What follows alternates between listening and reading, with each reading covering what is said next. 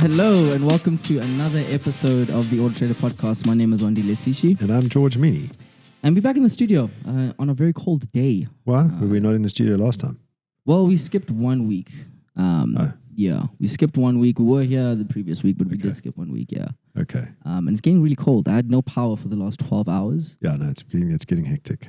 And yeah, it's not helping that it's so freezing. I wonder what's going to happen to geysers, because now going into winter, home geysers are going to get colder quicker overnight. Yeah, 100%.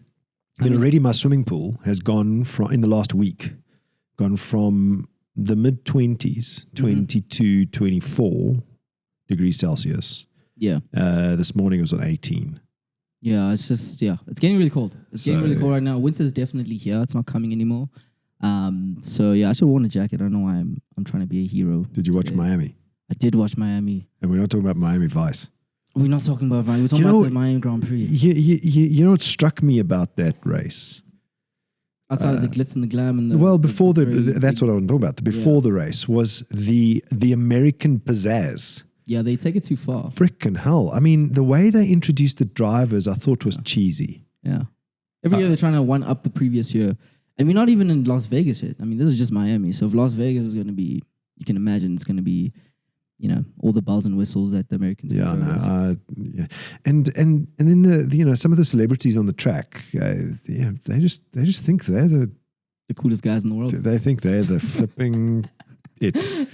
But yeah, I mean, it was a good race. Compared to Baku, I think Baku was a little bit more straightforward, whereas Miami, I think the drivers had a lot more to deal with. And Max is fantastic again. It's getting kind of... I don't know. I think Max is a little bit of a child with a tantrum. But he is a child. And, he is a champion, so I say it's okay. No, it's okay. I mean, Hamilton used to be a child too.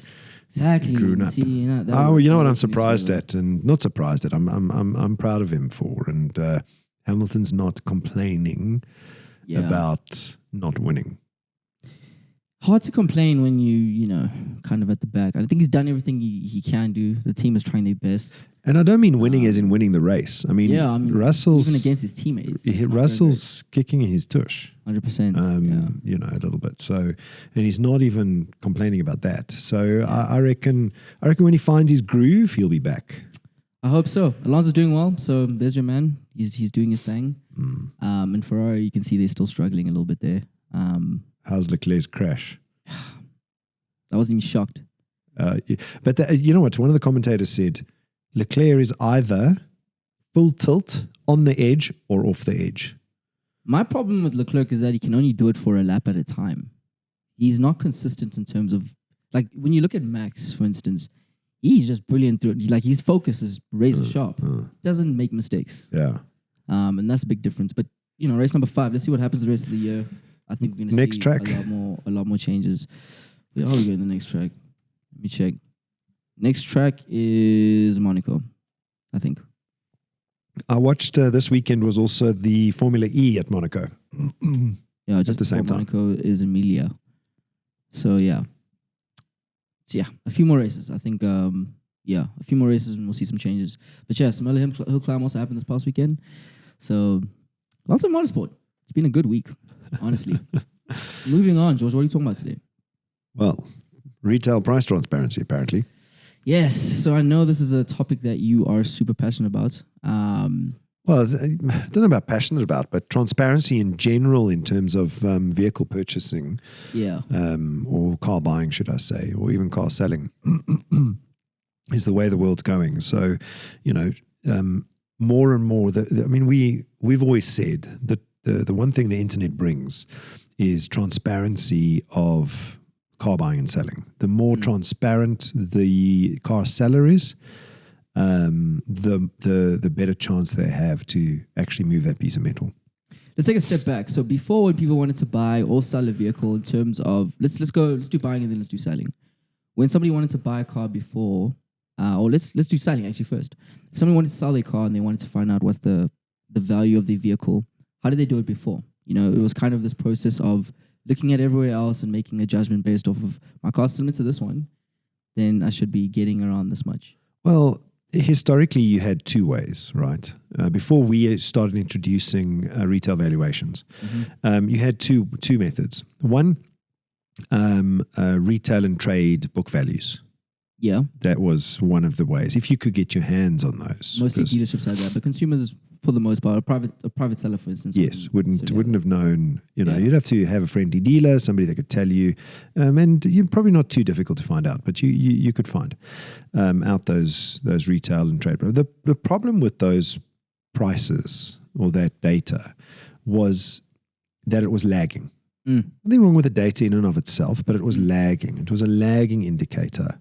By the time those numbers hit the market, it was too late. 2 months in. Prices moved on. Yeah. Consumers moved on. The internet's creating more transparency. Things are moving faster. Prices have changed. So that was then. The other way to kind of calculate whether you're paying for a car or selling a car at the right price was to eyeball platforms like AutoTrader. Yeah. It's just to make model variant search and have a look through the list. Yeah. And then make a decision. Then we introduced Fusion to dealers. This was years and years ago. Introduced Fusion to dealers to give dealers a sense, car dealers a sense for where they are pricing cars for retail in relation to all the other cars in the market. Yeah. Literally took a scatter chart and this information, this is not just like, this is, the trim level, this is kind of the spec of the vehicle. It's not just based off of make, model, variant, right? Is it deeper in terms of the spec and the features of the vehicle that's going to be giving you kind of the market value? Well, the deeper you go, the fewer the numbers get in terms of the market size. So your market, what we call market comparables. So we gave this tool called Fusion to dealers years ago. Some dealers subscribed to it, others didn't, still continue to use trade and retail book values. What Fusion does, because it's still in the market today, is it gives you the market comparables, and you can filter down those market comparables to as small a market as you want, even down to regionally. Yeah. Which then gave you a retail price calculator on the one side. And, if we put it up here, you can see that scatter chart with the retail calculator, which then gave the car seller the opportunity to, from the prices on the scatter chart, decide how much they were going to pay for a car. We call that retail back valuations. So I can sell this car for 200,000 Rand. My profit in the car is, call it 10%, 20 grand. I have 5,000 Rands worth of refurbishment costs. So that's tires, kind of everything you have to do to get it back to. So I'm gonna make a maximum offer on this car from a trade point of view of 175, which then gives me my 20 plus my 5, just as a rudimentary calculation. But then it put you somewhere in the rankings of all the other car sellers of a similar variant. Within the market, with a price mileage chart. Because remember, used cars are not commodities. Every used car is unique. So therefore, you have to decide what the trade and retail price and the nuance in that trade and retail price is, depending on how you see your local supply, demand, and price market. Yeah. So you can make some decisions based on all of those dots on the scatter chart, but in the end, you're going to have to take an educated decision. So now this is the dealers. This is how this all started. Yes, essentially. And now we're at a point where you don't have to be a dealer to have access to AutoFusion, right? If you are just a private seller, you still need to be a dealer to have access to Fusion. Yes. Okay. But if you're a private seller and you want to sell your car on AutoTrader, for instance, we still have tools that are going to tell them what the valuation of the vehicle is. Yes. So if you go onto AutoTrader, you'll see that there's a value your vehicle option under just value my car. Value my car on the main menu. And you'll be able to go and put the make, model, variant in and get a valuation range. Yeah. Okay.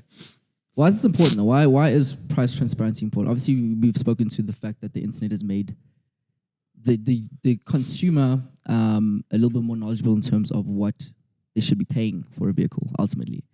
But why is it important for success in any sort of dealership, in your opinion? Well, I mean, the prices will become more and more transparent as the internet proliferates, as it becomes more and more a online buying experience. More and more of the systems, processes, and ways in which consumers buy cars will be online. One of those elements is the value of a car. And a consumer wants to know whether they are paying the right price. Now, the right price would be within an educated range, because, like we say, used cars are not commodities. A used car with 100,000 kilometers on it with the same variant is not going to be the same value as a used car with 80,000 kilometers on it. But there's going to be an educated range there. And that's what AutoTrader tries to get right. Is what is that range? Where's the sweet spot? And then we try and tell the consumer, this car is priced above that range or below that range or within that range. And that's what price ratings are. So it's really about educating the dealership with regards to how much this car is worth in the market. And then at the same time, also the buyer or the consumer telling them if they want to sell, for instance, this is how much you should be expecting to receive. I wouldn't call it educating the dealer. I'd say exposing to the dealer ahead of the car being online where this car fits into those price ranges in relation to the other cars and the other competing cars around them. So we've exposed that for years and years and years. Now that's come to the front end to the consumer. Now the consumer can see whether the car fits into the price ranges for that particular make, model, variant or not. And now it's up to the car seller to make a choice. Where do you want to sit? Where do you want to sit? Now, a car that's priced high, or indicated that it's priced high, doesn't make it a bad buy. So now we're speaking about jumping straight into now AutoTrader price ratings, right? So this is this new feature. Well, yes, price transparency. This is what this feature is effectively doing. So now, can we define price ratings first? Before, I think it's important. How would you define this? I have a definition, but I think from your train of thoughts, how would you define price ratings to somebody who doesn't know any idea what it is? They've never been to the site yet. What is price ratings? So price ratings is a machine learning algorithm that takes all of the cars and the history of what's gone through the AutoTrader platform for similar vehicles, and then the algorithm tries to predict what the price range of that car should be within, where that price point should be, and again, it's not a specific price; it's within a range. It's a range, yeah. And then, so the algorithm takes the history into account. It takes the current prices in the market into account. It takes the trend of where those prices are coming from, going to. It takes the main features on the car into account. So if a car seller has listed the car incorrectly, they're obviously going to get the wrong price for the car. And that's what we're finding a lot. Is that the car sellers might be listing cars incorrectly. There's a couple of errors that listers are making, and it's very quickly getting corrected. Where the car's not listed accurately. 100%. I mean, there's 5 ratings, right? So it's low, fair, great, high, and then there are scenarios where vehicles don't have a rating. Yes. So low means the car is priced lower than the algorithm's predicted market. Okay. And it's not an average. It's a machine learning algorithm that predicts where the market has come from, where it might be going to, and all the features on the car, including mileage. Fair means it's priced in line with the market. Great means it's priced below the market, just slightly below what that market might be. And then high means it's priced higher than the market. And then if there's no rating, it applies to cars that have very high mileage, or we the machine learning algorithm can't There's predict the never price of the enough car. data. Okay. Exactly. It's just not enough data on the car. So in a scenario where you go into the site and you see a car that's priced at high, for instance, this is not to say that the car is overpriced. Yeah. Right? I think that's a nuance that a lot of people wouldn't be able to understand off of face value. In that scenario, you telling me that usually the car, for instance, has better specs, or it's kind of the top of the range. Not always, but it can be a number of different things. Can be a number of different things. So if a car is priced, if it's got a high price flag, all that it means is it's a flag to the consumer to say, understand why this car is priced higher than its peers and than its history. Understand why, because there could be a very good reason. It's really just an indication to go and have a look. And low is the same, right? You wouldn't necessarily low doesn't always mean like doesn't always mean bad. Doesn't always mean good. Yeah. It just means check it out, right? If we've priced the car in the green, chances are that if the car is as described, that is something you should. Well, okay, I'm getting a fair deal here. So I did some digging into, I love playing with the numbers on AutoTrader. I did some digging to find out exactly where most of the cars sit. And if you exclude no ratings, so cars that don't kind of fit the description, 84% of the vehicles sat between either fair and great. So that's to say that dealerships are pricing vehicles very much within the market. Absolutely. So what we're finding is that most car sellers, the high price rating sits on single-digit percentages of the cars on their floor, and in some instances there is a reason why that car is priced the way it is, and it is an indicator for the consumer to go and ask, go and have a look. It doesn't mean as a consumer you must say, this is high priced according to AutoTrader, you need to bring the price down. That's not necessarily the answer. The answer could be, why is this car priced higher or has a high price flag? And the dealer could have a very good reason. There could be extras on that car that cause its value to go up.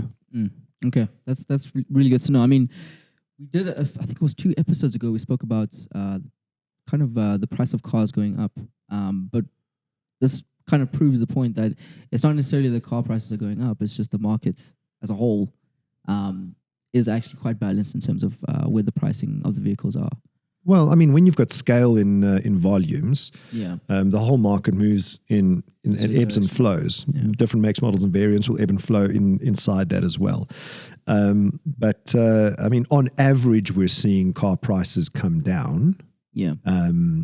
Versus last year when they were, they're still going up, but they're coming down in terms of year-on-year growth percentages versus last year. But there will be pockets of makes, models, and variants that will go down, and other pockets that will go up. So the whole market is as a global 80,000, 90,000, 100,000 cars available for sale will change from month to month and from year to year. But within those pockets of makes, models, and variants, like a couple of years ago, you found the Hyundai increasing in price when the entire market was decreasing in price. Yeah. I heard a story to that point. I heard a story. I don't know if it's true. Maybe you know, maybe you don't.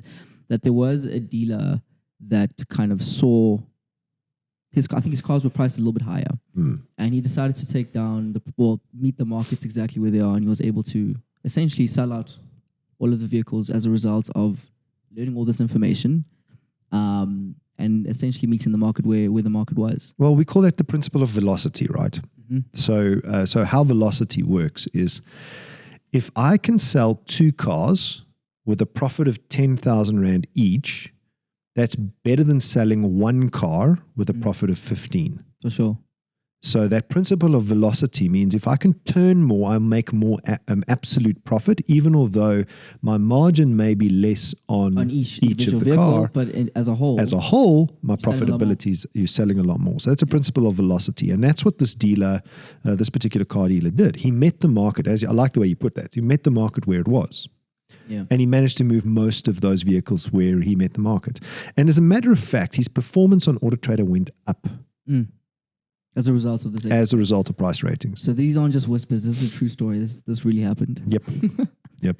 Got the right It's just changing with the market. Changing with the market. That's all. You got to, I would say one of the pieces of advice I gave a dealer the other day is try and have a look at where the most action is on your vehicles during the course of a week.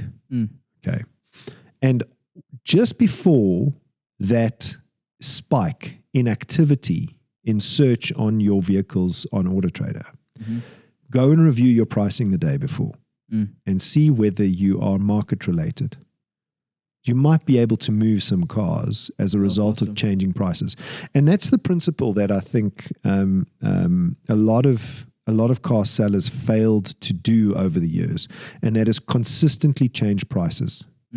Some car dealers put up cars, listed cars, left the price of the car for a month, 2 months, didn't change it. Whereas if your finger's on the pulse of price transparency, you'll look at that at least once a week. Well, if you're looking for a car and you want to check out the new features, definitely very much live on the site. Tell us what you think. Tell us what you think about the new feature. It's obviously working for a lot of dealerships, and I'm sure a lot of people who are buying cars are going to really appreciate it. So yeah, moving on, George. We've received some questions on Ask AutoTrader about pricing. Since we stick to the theme here. So Talita has asked, if a dealer has advertised a car for a certain price on the site, do they have to honor the price? No. Because they were in a scenario where they went to the dealership and they found that the price on the site versus the price that they received at the dealership was about 30,000 Rand more expensive. So the answer is not necessarily. Okay.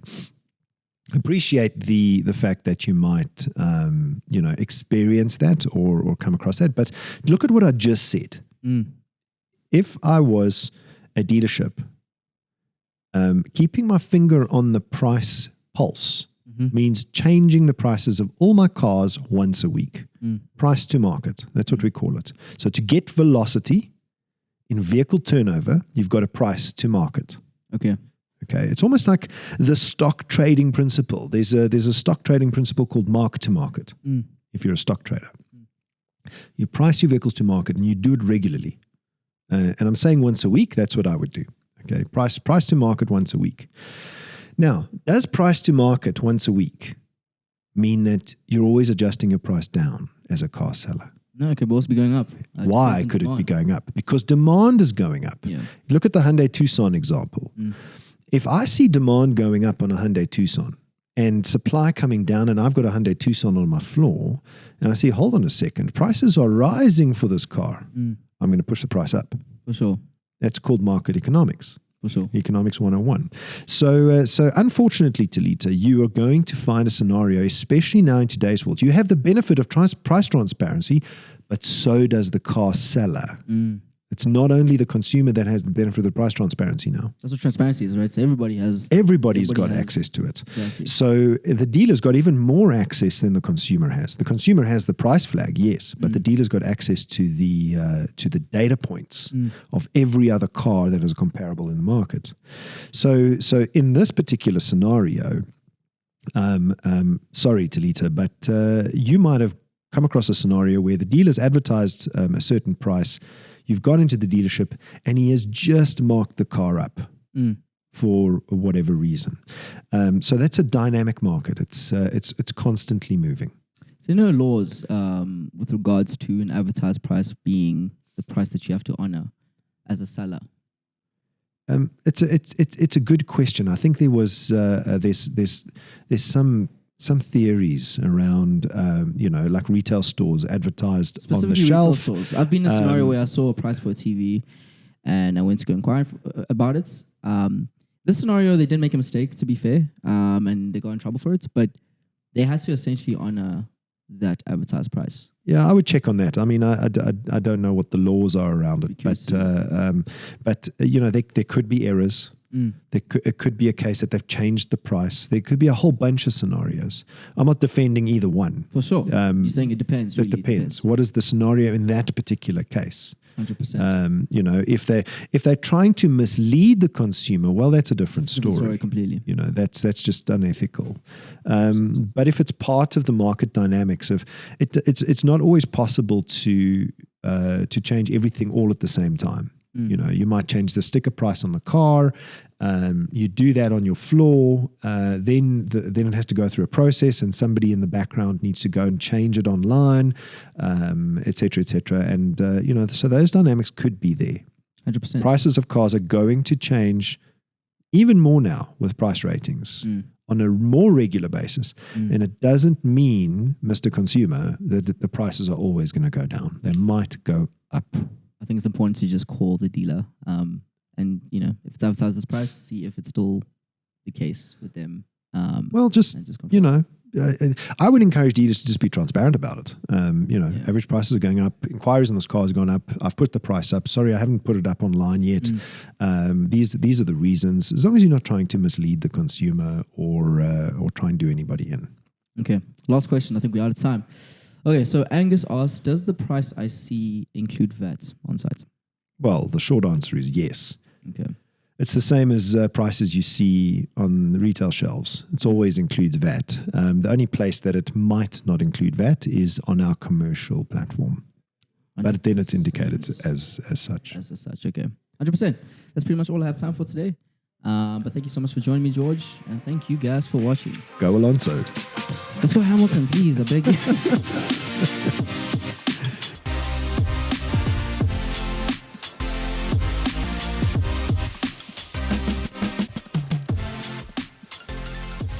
Search AutoTrader.